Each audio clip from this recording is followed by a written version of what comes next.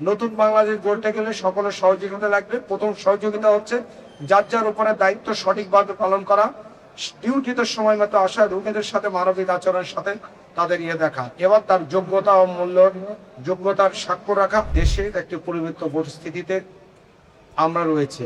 রাজনীতি আগে যে ধারায় চলতো সেটি সম্পূর্ণ পরিবর্তন করে দিয়েছে আমাদের দেশ নায়ক জনাব তারেক রহমান। আগে রাজনীতি মানে ক্ষমতার প্রয়োগ এবং ক্ষমতা ভোগ ছিল।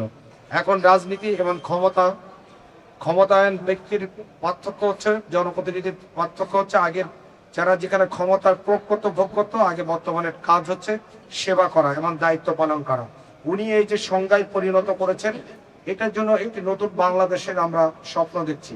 সেই নতুন বাংলাদেশের পরিস্থিতি আজকে মেইন ভাবে আজকে আমাদের এই এতিমদের সাথে ইফতার মাহফিল তারই একটি উদাহরণ। ডক্টর বাংলাদেশ ঢাকা মহানগর দক্ষিণে আগামীতে ইনশাল্লাহ আমরা ডক্টর বাংলাদেশ ডাক এরকম অনেক জনকল্যাণমুখী কাজ নিয়ে আমরা এগিয়ে যাব।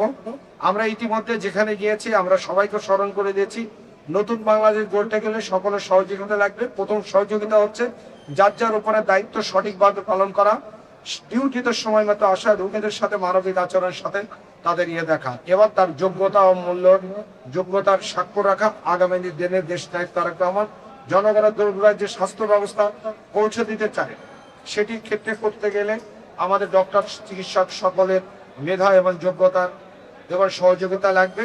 আমি সকলের কাছে সেই আহ্বান ব্যক্ত করে আমি আমার বক্তব্য শেষ করছি।